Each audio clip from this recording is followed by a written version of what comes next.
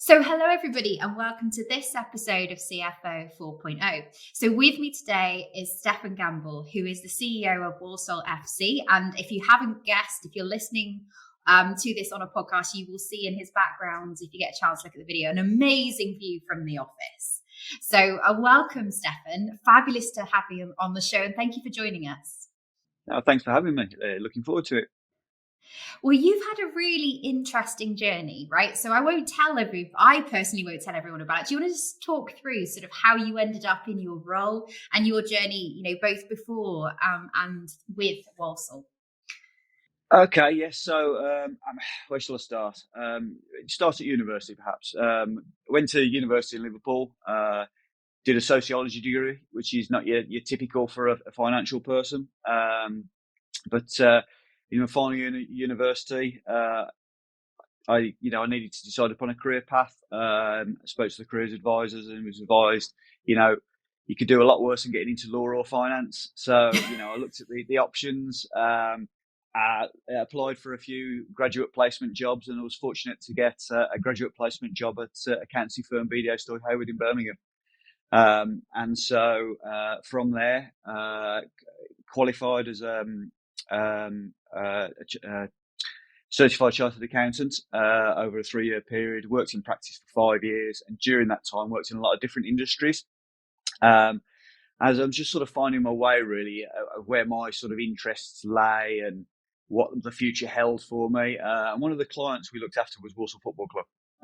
And one of my other passions outside of the accountancy is sport and football in particular. And so I got to know the then chief executive, the then owner, and the then financial director at the football club, and I knew they were looking for someone on the financial side. And so sort of one thing led to another. Put myself forward for a management accountant position, and I was fortunate enough to get that. And then from there, came in, did the management accountant role for 3-4 years, became financial director, and for the last 13 years, 13 years, been chief executive of the football club. It's a very short and quick, update, but that's how I ended up here. But some really interesting transitions as well, isn't it? So, firstly, what I found fascinating is your the fact that you didn't come in to go to you didn't get the degree in accountancy. You didn't follow that traditional route.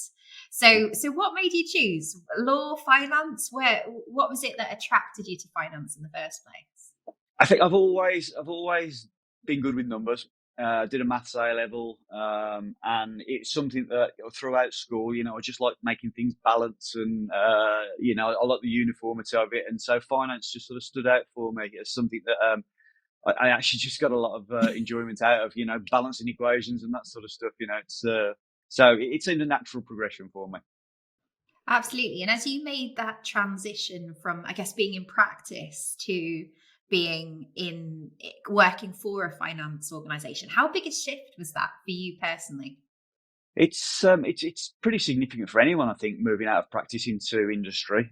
Whatever industry you move into, you don't really get to appreciate the commercial reality of working in an industry.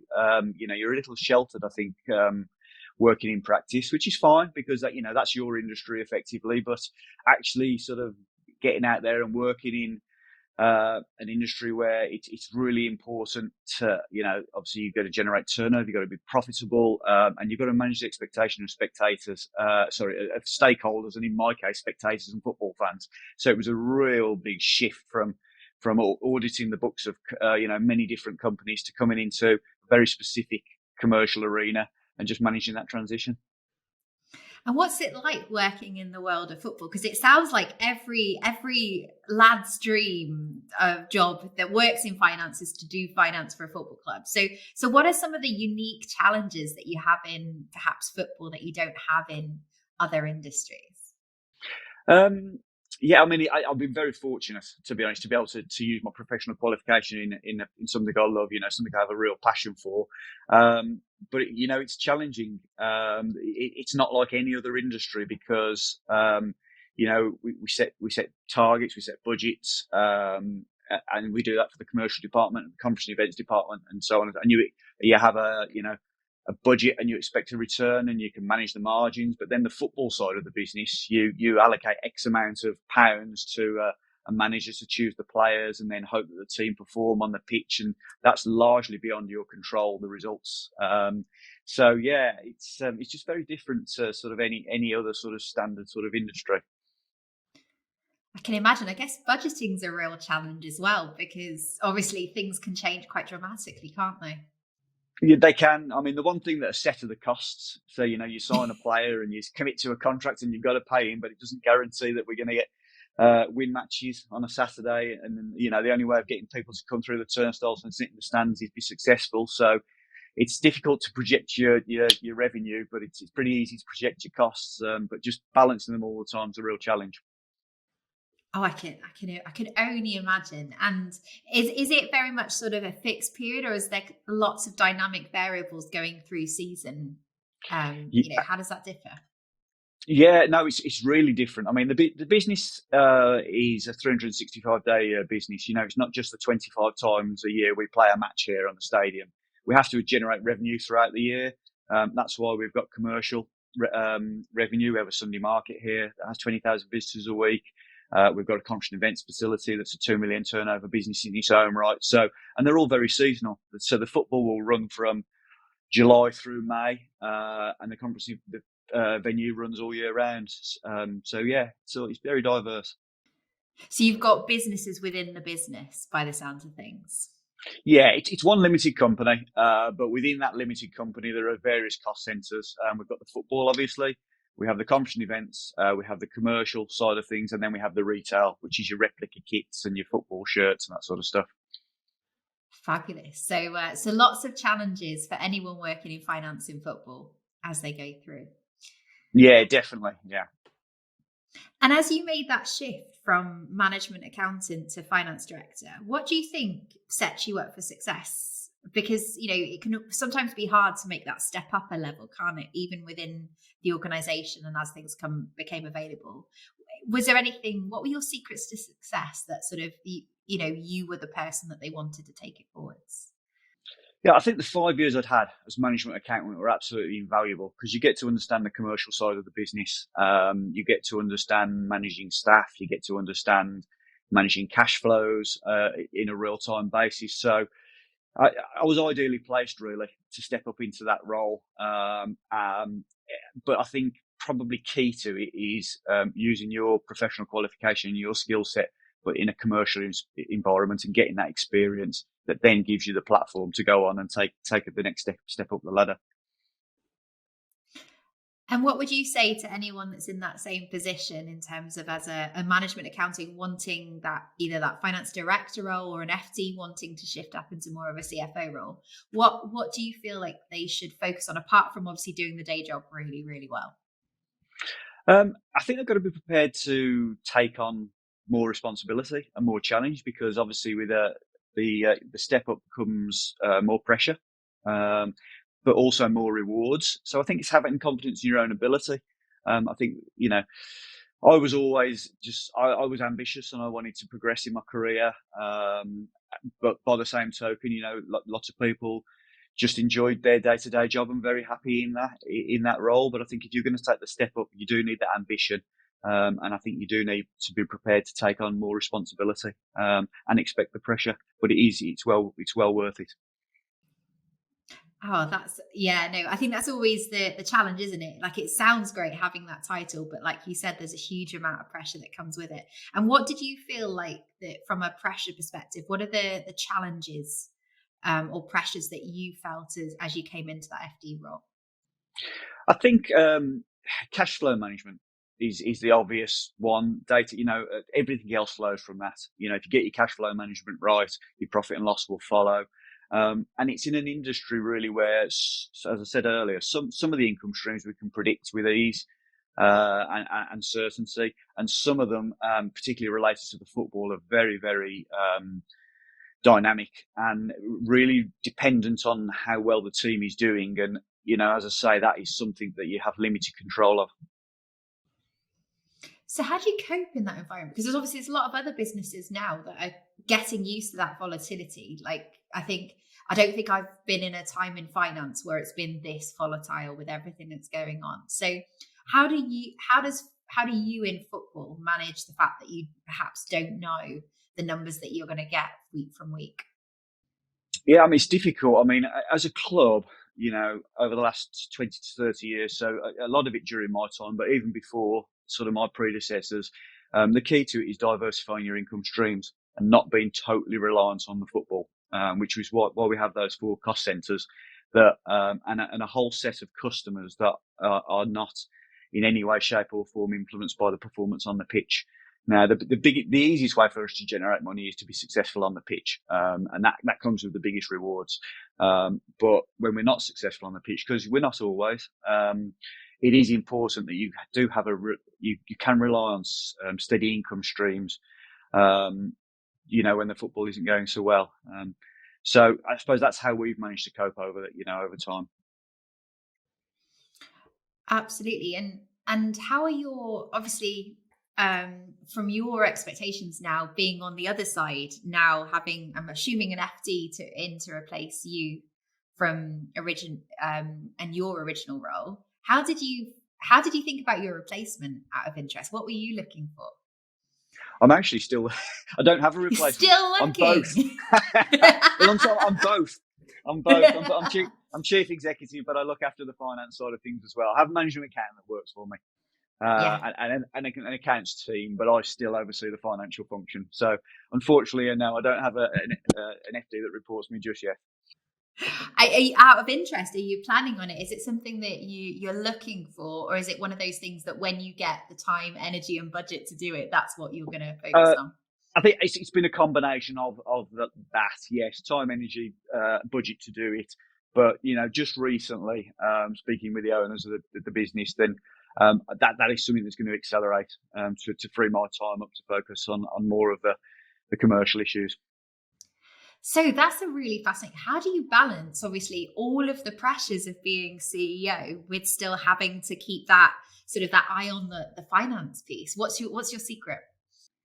I think I might be wrong, but I think in my experience, CEOs tend to either come from a financial background or from a commercial background, and I think because of my background, I would always want to be, really in touch with the financial side anyway. And the reality is no business runs without knowing where they are financially. And so it's the single most important function. That dictates everything. So for me, having my finger on the pulse of the financial side of the business is still really important, whether there's an FD there or not. So I guess it's getting away from maybe the transactional side of the finance piece, and having a good team in finance without necessarily needing that financial leadership, because that's a piece that you're really strong in. Yeah, I mean, it's exactly that. And the team below me, the management accountant down, they do exactly that. They do all the inputting of the data. They do all the production of the management accounts. I sort of top and tail it at the end of every month. And just keep abreast of where we are with it, particularly, as I say, on the cash flow side of things, because that, makes the world go round. Oh, it does. Cash is king, as they say. Mm. So how did you find the shift? Obviously you didn't completely drop your FD responsibilities, but how did you find that shift from that FD role to the CEO role? Really interesting, really challenging. But also very, very rewarding. I mean, certainly within football, as with other sort of industries, the profile of being the CEO comes with other expectations from supporters and from within the industry, and you end up with a much higher profile than you would if I was working in another industry or another business. So that side of it is a challenge, and that side, again, it's one of those things that there's nothing that can really prepare you for it. You have to, you sort of learn on the job, and you gain experience from doing things like these podcasts and interviews with newspapers or television or radio, and so that probably was the biggest shift. The business side of things, I was very comfortable with handling. But that sort of the media side is something I'd never really done before, and then picking up the commercial side as well, and overseeing every department. I think my role as FD gave me a really good grounding because, the FD is the accounts department is a department on its own. It just feeds into every department, so it knows what's going on in every department. So that sets you up well for moving up into a CEO role as well. So obviously, it sounds like the FD role that you played within the organisation was actually really commercially focused. So not just the sort of the making sure the numbers are right and they're out, but actually, were you involved in the day-to-day commercial finance piece? Yeah, absolutely. I think we're a relatively small team here, sort of managing the business, and so as the FD, you're part of the executive board, and you'll sit with the commercial director and the chief executive, and you'll be across everything really. So you do play a part in putting all of that together and understanding every element of it. Obviously, the numbers of which is probably the most important. And did you put your hand up for CEO, or was that was it a conversation that was suddenly dropped in your lap? How did that come about? So my predecessor had been in the role who'd been at the club for 30 years and was coming up for retirement. As soon as I learned that, then obviously went to the owners and put myself forward and said I'm the man for the job. And unfortunately, they agreed and they backed me. And so when my predecessor moved on, he actually stepped aside and just took on the role of commercial director on a part-time basis. So he was around as well for a period of time. But yeah, put myself forward and thankfully they backed me, and here I am. It's fabulous. And did you have any mentors? Was there any support that you got both either within or without the organisation that you think helped you bed into that role so quickly? Yeah, definitely. Certainly my predecessor as chief exec, he was always on hand, and he still is on hand if ever needs be at the club. To give me some guidance, and then the owner of the club, the chairman, showed a lot of faith in me and mentored me over many years to set me up really for the role. And what would you say to anyone that's maybe in a finance leadership role that wants to step into that either chief exec or managing director role? What would you say to them that they need to think about? I think understanding the numbers is one thing, but the commercial reality is also crucially important. It's understanding the commercial backdrop of whatever industry you work in. It's easy to produce budgets and numbers and say we need to achieve whatever targets are set, but I think you need to understand the restrictions within your industry and the commercial landscape. And I think to have that really good understanding of the commercial side, added to the financial side, will give you a really rounded view of any role that you're applying for. So I think if you were looking for a chief exec role as a finance professional, if I was interviewing, I'd want to know that they've got a really good understanding of the commercial side of the business as well. And how did you either get that? Was that just something that you came across in your role as finance, or was it something you actively went after so that you were in a good position? No, I actively went after it. I actively went after to understand the business, every aspect of the business and the industry better than I did when I first walked through the door. And I think if you do that, then you do set yourself up to hopefully to get these positions. And how did you do it? Was it just conversations? Was it time spent with people on the ground? Like, how did you approach it? Everything really. Speaking to people within the business, speaking to people externally within football and the EFL. There are 72 other clubs with 72 other financial directors and chief executives, and we speak quite regularly as well to get so you build up a network of people over time. You build up an understanding across different types of clubs and all within the same industry. It just gives you a good grounding really for getting that better understanding. And obviously, you've worked with the club since you were obviously first came into the role of management accountant. So, how have you developed your team management skills over the years? Because that must again another shift as you come up the layers. Yeah, I think the single biggest challenge as you move up the employment ladder is your staff, really, and getting to appreciate and understand and learn how to manage them effectively. But again, that's something that is hard. It's it's one of the hardest things you have to manage, and again, it comes with experience in the role. And I think anyone that's in a management accountant role will probably have people reporting to them, a purchase ledger clerk or payroll or something like that. Anyone in an FD role will have a management accountant, amongst others, are reporting to them. So before you step up into the chief exec role, you are picking up experience as you go along. But then ultimately, when you do become chief executive and you're responsible for 400 people working within the organisation, that's just another level up again. So yeah, again, I'm not sure there are specific things that you can do to help you along that journey, but just in my experience, it's actually just living it day to day has sort of given me the ability to be able to handle, those sort of So situations. trial by fire, it sounds like. Yeah, I think dropped in at the deep end is another way of putting it. I reckon there's a few Yeah. cliches we can pull out right now. Yeah, absolutely. But And yeah, if, as you so look back over your journey, what do you wish somebody had told you, or what conversation would you have with yourself at each of those different stages? And what advice would you give yourself as you think back of where you came from and where you are now?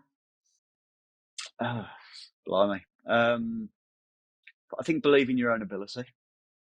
Get really good at what you do, get a really good understanding of it.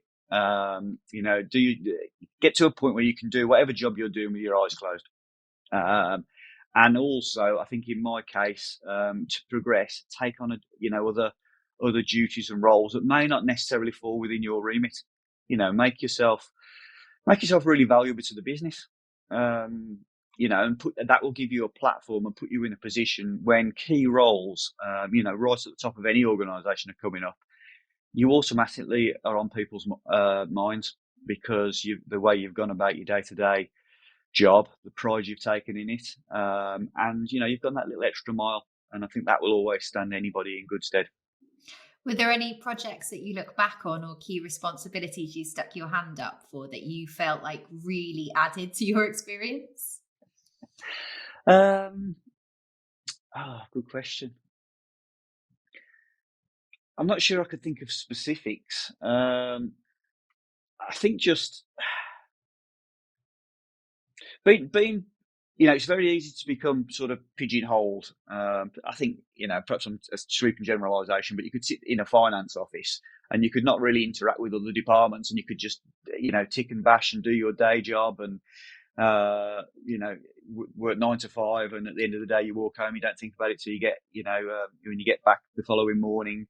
I think getting involved in other parts of the business, which I had a real interest in, one of the things I took on quite early was doing all the player contracts. And so getting, I'd done sort of employment law modules within my qualification and training, but and I don't really have a qualification to do that. We still use employment advisors, but just getting a better understanding of how player contracts were put together, staff contracts were put together, just broadening your own horizons really, and giving yourself more understanding of the wider business implications of everything that happens. So, and again, doing the player contracts and negotiation with player agents, players, and that sort of stuff. Again, it's something I was interested in because football was a passion of mine. But actually, I don't think it mattered whether it was a passion of yours or not. Just getting involved in those conversations certainly gives you a broader understanding of how the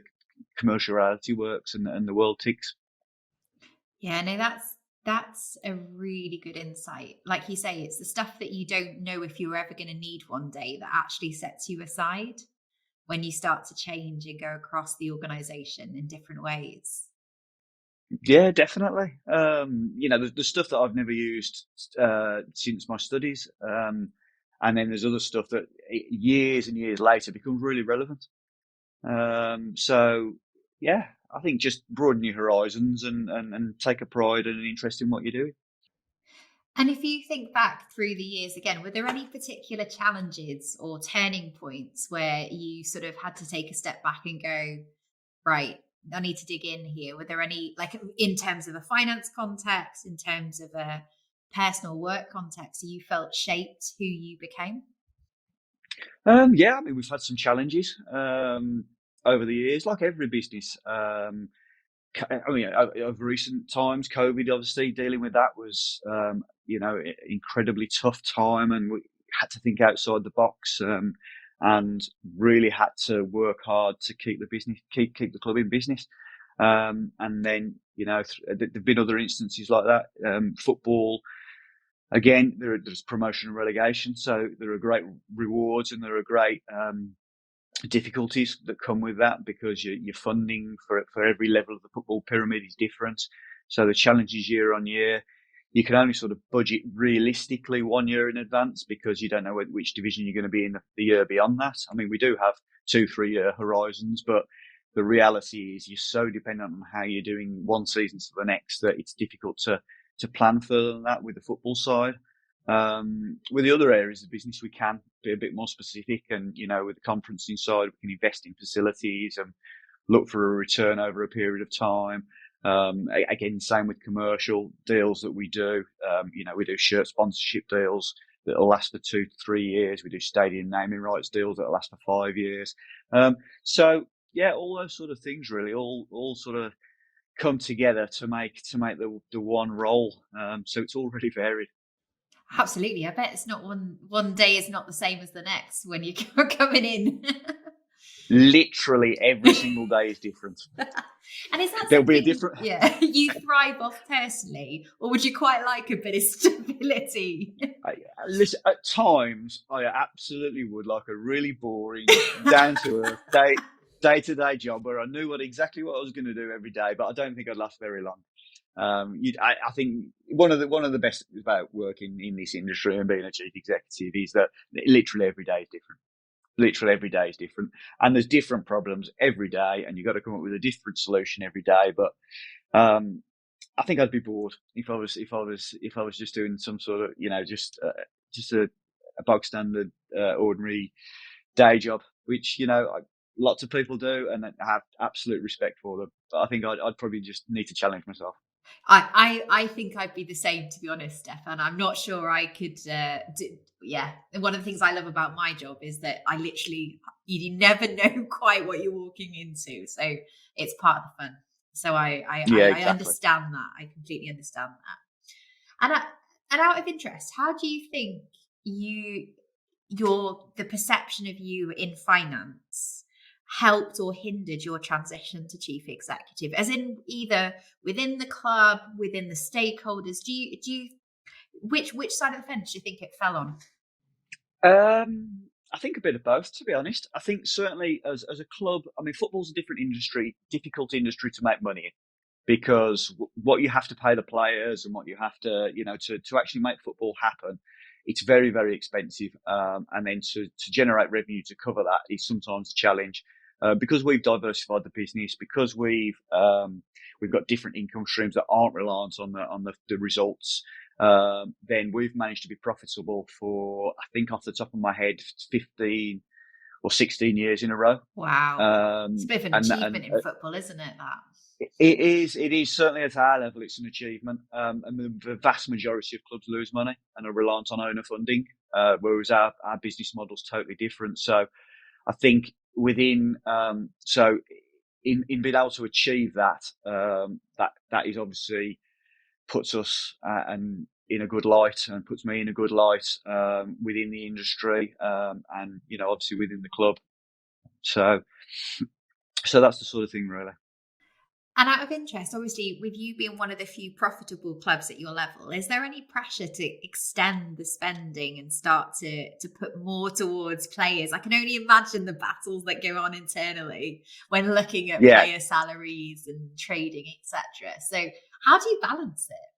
Well, there is always pressure to spend more money on the team. There's always pressure. We run it, we run it on a break-even basis. So when we budget, whatever drops out at the bottom, after you've taken into account all revenue, its projected revenue, all known costs, whatever drops out at the bottom is the player budget effectively. Yeah. So we, we budget to try and break even every year, and we've been quite successful doing that. And we wouldn't change that model because it doesn't. If you overspend and you have no way of funding it, then you jeopardise the livelihood of 400 people who work for the football club, and also the football club more important than just the people who work for it. It's important to the town as a community asset. So you have to manage, despite the pressure, and some supporters really do want us to, throw the kitchen sink at it and spend. But the reality is, we do have to be sensible about it. We will take risks from time to time, calculated gambles, but we want to be successful by being sensible as well. Absolutely. Which isn't always popular with everybody. I was going to say there's a lot of stakeholder management, I'm guessing, that comes into your role. There is. I mean, when we're 2-0 down at half time on a Saturday and there's 5,000 unhappy people in the stadium, it's quite a difficult one to balance. Yeah, that's not the time to have the conversation, is it? No. So there you go. And you're obviously incredibly passionate about football as well as your role as chief exec. So what would you say to anyone that would like to get into the industry, sitting there going, oh my God, that sounds like my dream job.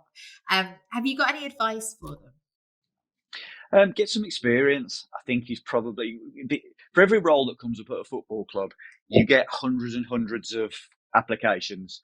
Of the applications, many people will be equally as qualified for the role. However, when I'm looking at positions and I'm conducting interviews and that sort of stuff, relevant experience is important. So even if it's a bit of volunteering in certain departments within a football club, or whether it's a Saturday job or a part-time role or something that makes you stand out from the crowd, that you've got some relevant experience, because they're sought after jobs. I think that always helps.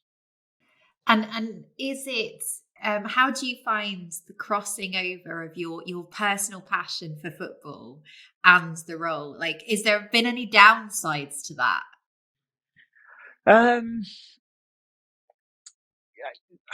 I think you could easily fall into that trap of ruling with your heart rather than your head. But I've always sort of rationalised it in my mind that I'd rather have an awkward conversation with a supporter after a game when we've lost, and they're not happy about the performance, than I would with any of the staff at the end of the month if we didn't have the money in the bank to pay them. So it's that's. It doesn't always make me popular with some people, but I can sleep easy on the back of that. That's the important thing. Yeah. And like you said, it's bigger than just the people that work there. It's the future of the club, isn't it? That's in your hands. And that's a huge responsibility.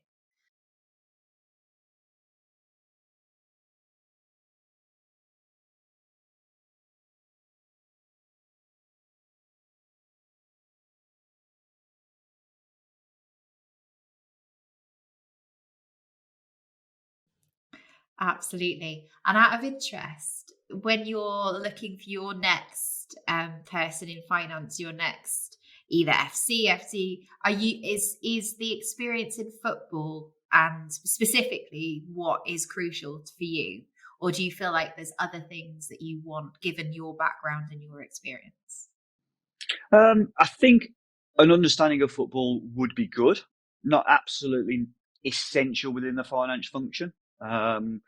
I think it's more essential in other departments, within commercial and retail and so on and so forth, but specifically financial. It is not like any other role that you would take because of the way it's run and because of the stakeholders that are involved. And so if you had got experience in finance within football, that would be helpful, but not absolutely essential. And in some ways, being able to look at the figures totally without, dispassionately about any kind of results, actually that helps in some ways as well. Yeah, sometimes it's not a bad thing. Maybe you want somebody that isn't a fan in the finance Yeah, well, and we do have people who aren't fans in the finance team. They come and they do their job and they go home at the end of the day and they couldn't tell you what the result was on a Monday morning over the weekend. But they haven't lost any sleep over it as well. Because for lots of people at the football club, in many different departments, if you win on a Saturday, everybody's really high, and they're coming to work on a Monday morning bouncing. And if you lose on a Saturday, it ruins their evening. So it's and Monday mornings, everybody's a little bit down. So as I say, the highs are really high, but the lows are low. But you just got to balance it. So yeah. And so for you personally, though, what does the future hold? What's getting you excited for the next few years? We've recently had an ownership takeover. We're now American owned for the first time in the club's history. The new owners have got real ambition for the football club, but sensible ambition. They're not a group that's going to come in and just throw money at it. That's just not sustainable in any way, shape or form. The reason they've chosen Walsall Football Club is because it is well run.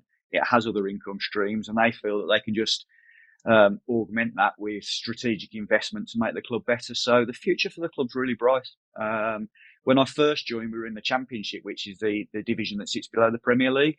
We're actually in League Two at the moment, so we're 3 divisions below. So the ambition is to get back to the Championship and then see where we go from there. And that's very much where the club is going. For you personally, what's your area of focus? Where do you want to be in a couple of years? I want to do well for the football club, and if other opportunities arise further down the line, then we'll consider it. But I think at the moment the focus is here. I'm happy here, and we'll see where we go. Brilliant. And from a personal development perspective, where do you think you will focus your personal development, not as in roles, but as in what areas do you feel like you want to focus on, or what do you think people should focus on given the current climate and where we're at?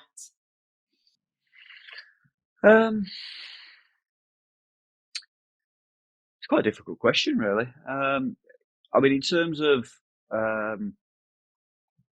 I've held, whilst I've been chief exec, I've held other positions elsewhere. The EFL has a 10-man board, and of that 10-man board, 6 are voted by the 72 clubs to represent the clubs.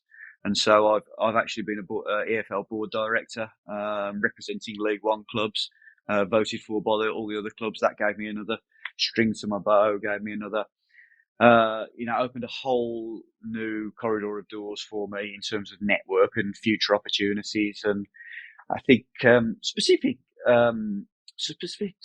development for myself. I think we're still nowhere near over the repercussions of COVID and Brexit and obviously now the cost of living crisis. And I think just negotiate for me. It's going to be a real achievement to negotiate the next 2 or 3 years, because I think there's some choppy times ahead. So that's probably where my focus will be. Addressing the challenge that is all of the above. Hey, it's going to be an interesting few years, I think, for anyone in finance. There's a lot coming at once. It feels like there's this crossroads that we're all hitting at the same time, which is quite interesting. It is, and I think that the challenge is we don't know where it's all going to end up, do we? And that's we're all trying to second guess and future proof and plan, but it's difficult. And so I think with the government support that helped everybody through COVID, I think we're coming out the other side of that now, and interest rates are going up and prices are going up, and it's going to be much more challenging. I don't think we've seen the toughest challenges yet. I think they're still yet to come. Yeah, no, I think football, I think I can understand, with the challenges around financing in the first place, then to add on the layers of inflation and uncertainty, I think that the UK is particularly hitting. That's an awfully big challenge for the next few years to keep you entertained and focused, eh? Yeah, I think it'll probably keep me out of trouble or get me into trouble. One of the two. Yeah, so maybe we'll touch base in a few years and go, so how was that couple of years that we talked about? Oh, brilliant. So thank you so much, Stefan. It's been really exciting. And do you know what? Genuinely interesting to hear about the world of football through a finance lens, because we don't always get the opportunity. And it's, and what you've done with Walsall, what the club has done to balance off the books is incredible, and it's exciting to see where you go, particularly with the new investors. So thank you so much for joining me on the show today, and I really appreciate you joining. No, you're welcome. Thanks for having me.